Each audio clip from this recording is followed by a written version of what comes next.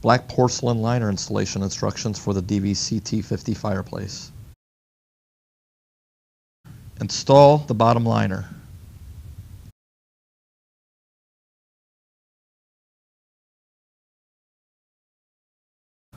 Place liner side left against left firebox wall and liner rear bottom and push back to hold into place. Place liner rear bottom on the back of the firebox and hold with one hand. Place liner side right against right firebox wall and liner rear bottom and push back to hold in place. Place the liner rear top on top of liner rear bottom and rest against right side of the firebox and liner side right. Ensure porcelain coated side faces down. Place the liner top assembly so that it rests on the liner rear top and secure with liner bracket and 4 screws.